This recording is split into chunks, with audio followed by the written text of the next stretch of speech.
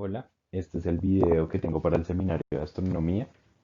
Les voy a estar hablando básicamente de cosas que he estado leyendo para poder desarrollar mi maestría, mi tesis de maestría en física. Principalmente voy a hablar sobre dos papers. Uno, en el que nos cuentan uno de los métodos que se estaba utilizando para poder determinar qué estrellas eran miembros o no de un cúmulo y a partir del método del punto de convergencia, del cual les estaré hablando más adelante. Y también empiezas a esbozar un método a partir de las velocidades de las estrellas, de las velocidades esperadas y observadas, para poder determinar cuáles de ellas son miembros o no de un cúmulo. Y va a haber otro paper que es el principal, sobre el cual les estaré hablando la mayor cantidad del tiempo. En este trata de seguir ese mismo método, solo que ellos cuentan con una mayor cantidad de datos, pues hacen uso del Data Release 1 de Gaia y también utilizan los datos de Hipparcos 2. Adicionalmente, ellos buscan en otras fuentes cuáles son los datos de velocidad radiales y pues comentan sus resultados y pues también uno esperaría poder tener unas mediciones más precisas con unos errores más pequeños. Para comenzar, pues voy a hablar un poco sobre las Diades. Este es un cúmulo abierto y se encuentra a una distancia aproximada de nuestro Sol de 47 parsecs. Mm, Esta distancia hace este cúmulo el más cercano a nosotros y durante el tiempo se ha venido estudiando porque presenta un gran interés, principalmente porque resulta ser un buen indicador para poder medir las distancias galácticas y también la posible presencia de cefeidas variables en este cúmulo nos va a poder permitir medir distancias extragalácticas. Además de estas ventajas de las cuales se habla continuamente en los estudios que se realizan sobre las Diades, debemos agregar la ventaja que tienen en general los cúmulos, dado que esto es como una cuna de estrellas, entonces todas las estrellas que pertenecen al cúmulo comparten el mismo origen, por lo tanto, un estudio de la evolución y la estructura estelar se va a poder realizar de una forma más fácil a través del análisis de estos cúmulos abiertos. Como les mencioné, hay un paper principal sobre el cual estaré hablando en este video, es este. Entonces, aquí se van a utilizar los primeros datos de Gaia que se publicaron en el 14 de septiembre de 2016. Estos se van a complementar a partir de los datos de Hipparcos 2 y se van a recolectar datos de distintas fuentes para poder determinar las velocidades radiales de las cuales se tienen mediciones. Para determinar los miembros del cúmulo se va a hacer uso del método de probabilidades de pertenencia cinemática y una vez se determinen estos miembros se van a hacer distintos diagramas de color magnitud en los cuales se podrá ver relacionada la distancia y un valor estadístico para determinar si son miembros o no del cúmulo y qué tan seguros estamos de eso. Y además se van a realizar unas gráficas para poder entender cómo es la distribución espacial de las Diades. Entonces vamos a comenzar hablando sobre cómo se determina cuáles estrellas son miembros o no del cúmulo. Para hacer esto se deben hacer tres pasos. El primero es poder determinar cuál es el centro del cúmulo y una vez se determine se traza un radio de 10 parsecs de tal forma que solamente nos quedamos con un subconjunto preliminar de miembros, de miembros al cúmulo de las Diades. Una vez se hace esto, pues en el paper se menciona que quedan 138 estrellas, de los cuales los datos de esas 138 se van a obtener de dos partes distintas. 79 estrellas se van a determinar a partir del proyecto Gaia, mientras que 59 datos del restante de las estrellas eh, se, se toman a partir de los datos de Hipparcos 2. Bueno, una vez se tiene este conjunto preliminar de las estrellas, es necesario determinar cuál es la velocidad promedio del cúmulo. Y una vez se determina cuál es la velocidad promedio del cúmulo, también vamos a tener que calcular cuáles son las velocidades esperadas para cada una de las estrellas. Y una vez se determinan estas velocidades esperadas, se calcula cuál es la diferencia de la velocidad esperada con la diferencia de la velocidad que se observó a través de los datos. Pero antes de hablar sobre el método que se sigue para poder determinar los miembros, voy a hablar sobre el que antes estaba usando y pues que era el más reciente para poder calcular las estrellas que eran miembros o no de nuestro cúmulo. para esto se usaba el punto de convergencia. Entonces, este punto lo que a nosotros nos dice es hacia dónde se están dirigiendo nuestras estrellas. En este caso, en el dibujo que tengo, eh, ahí podemos ver que las velocidades de nuestras estrellas se ajustan de tal forma que todas se estén dirigiendo hacia ese punto de convergencia que nosotros definimos. Eh, para el, para, para el caso en el que se estaba realizando últimamente, se utilizaba un arreglo de vértices, se tenían distintos ángulos en los cuales nosotros pues, creíamos se tenía el punto de convergencia y dado ese vértice, pues ese ángulo que se escoge, se calcula cuál es la componente del movimiento propio perpendicular pues, a la dirección en la que se encuentra nuestro punto de convergencia. Y se calcula esta componente del movimiento propio con su respectivo error estándar. Entonces, si consideramos que T va a ser la razón entre el movimiento propio perpendicular pues, a la dirección de nuestro punto de convergencia la razón entre el movimiento propio y su error estándar, pues encontramos que la probabilidad de que se dé T va a ser, pues va a tener una forma normal y en el caso en que nosotros tengamos en cuenta las n estrellas, la probabilidad de que un conjunto de errores se dé va a ser el producto de todas esas probabilidades. Ahora, como nosotros tenemos varios vértices para los cuales nosotros estamos buscando en donde se encuentra nuestro punto de convergencia, pues si nosotros obtenemos todos esos valores de, de los posibles errores, pues vamos a tener la forma pues vamos a tener toda la curva de P bar. Entonces cuando nosotros tengamos toda la curva de P barra ya va a ser encontrar de una manera mucho más fácil el ángulo más probable en el cual se va a encontrar nuestro punto de convergencia.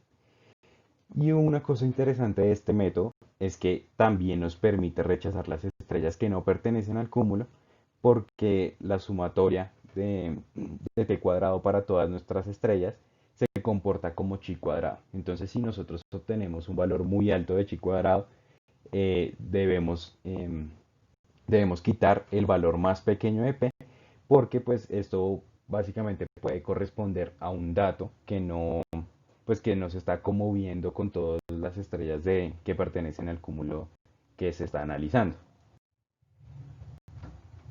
Ahora, pues, sí vamos a hablar sobre cómo se determina el centro y la velocidad de nuestro cúmulo abierto. Entonces, aquí vamos a utilizar las 197 estrellas que son miembros del cúmulo que se encuentran en la referencia de Perryman.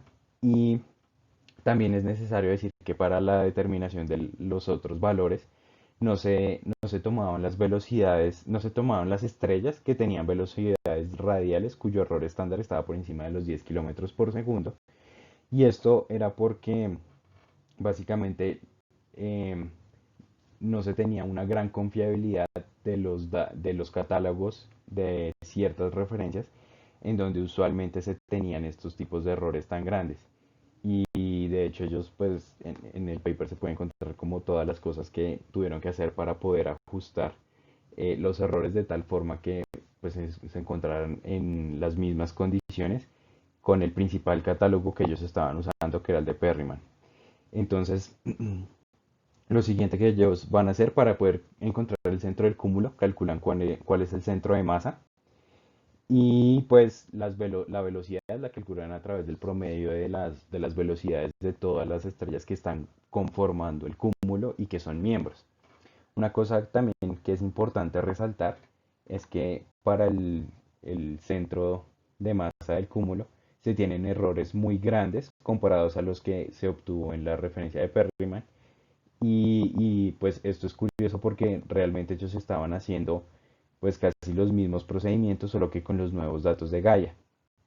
Y ellos mencionaban que en realidad no se entiende por qué se tienen errores tan grandes comparados con los de Perryman y sin embargo, bueno, y también hacían notar una cosa muy importante y es que mm, pues para poder calcular el centro de masa se estaba asumiendo que cada estrella tenía una masa solar, tenía una masa igual a una unidad de masa solar.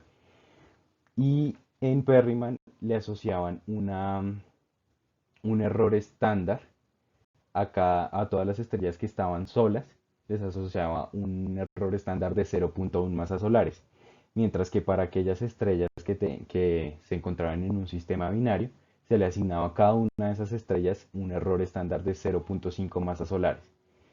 Y cuando ellos pues usaban esos mismos valores de errores estándar para ese tipo de estrellas, los errores se incrementaban aún más, entonces pues era aún más desconcertante porque no se podían obtener unos errores más o menos similares a los que se reportaban en el paper de Perryman.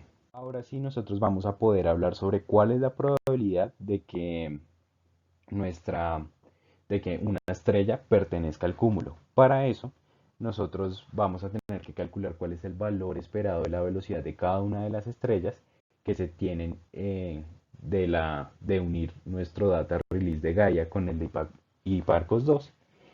Y posteriormente se van a comparar los valores esperados los valores de las velocidades esperadas con los valores de velocidad observada y pues en esta comparación también se va a permitir una incertidumbre entre estos valores esperados.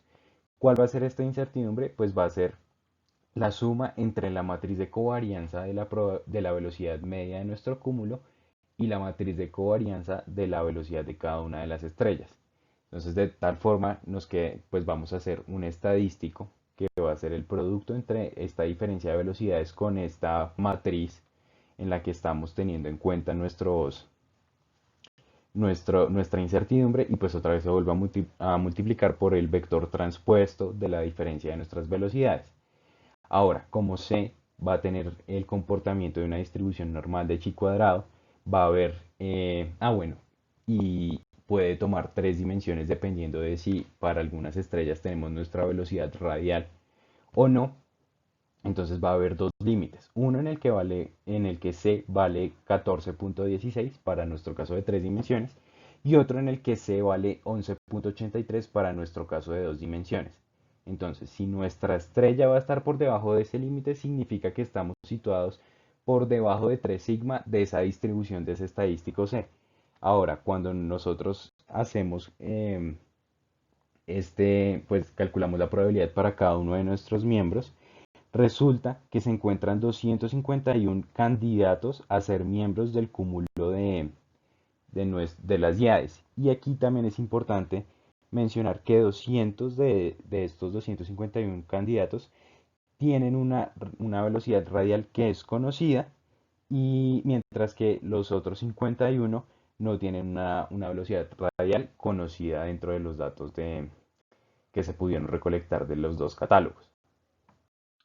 Aquí se van a mostrar los resultados que se hacen que se tienen después de que se quitan cuáles son los miembros del cúmulo. Entonces, aquí tenemos una imagen de densidad para, para las coordenadas en declinación y ascensión recta. Y aquí pues podemos ver aquí una esfera en donde se esperaría se encuentra en nuestro cúmulo y pues donde claramente se presenta una gran densidad.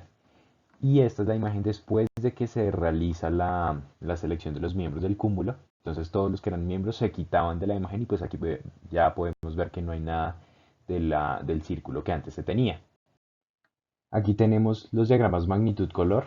Aquí pues está magnitud absoluta contra color. Aquí la barra de colores hace referencia a qué tan seguros estamos de que la estrella pertenece a nuestro cúmulo. Después tenemos un diagrama magnitud-color. Y los colores van a hacer referencia al qué tan distante se encuentra la estrella de nuestro centro del cúmulo. Y aquí tenemos un diagrama de magnitud absoluta contra color. Y el color hace referencia también otra vez a la distancia que se encuentra la estrella del centro del cúmulo. Podemos ver que aquí ponen una línea para poder denotar la secuencia principal. Y aquí hay una línea punteada que hace referencia a una secuencia binaria de igual masa. Aquí vamos a hablar sobre la distribución espacial que tienen ya los miembros de nuestro cúmulo. Entonces podemos observar aquí que tenemos los momentos de inercia. Entonces se debe calcular la matriz de momentos de inercia. Encontramos estos autovalores de esa matriz. Entonces nos damos cuenta que A es mayor que B y B es mayor que C. Eh, y en estas gráficas podemos ver en coordenadas galácticas lo- los miembros que encontramos para nuestros cúmulos, y podemos también observar que el semieje mayor pues se pinta de color rojo, el intermedio de color verde y el menor de color azul. Aquí podemos ver más o menos cómo está distribuido nuestro cúmulo.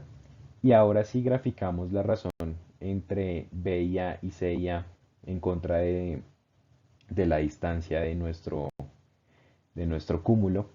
Observamos que la razón entre B y A es la curva de color azul, y la razón entre C y A es la curva de color verde. Entonces nos podemos dar cuenta que nuestro cúmulo tiene pues una forma esférica, y a medida que nos alejamos del centro del cúmulo, este se va achatando hasta pues que queda prácticamente como un plano que a su vez es paralelo al plano de la galaxia. Esto es todo lo que tengo para el seminario, y aquí pueden encontrar las referencias que utilicé para realizar el video. Gracias por su atención.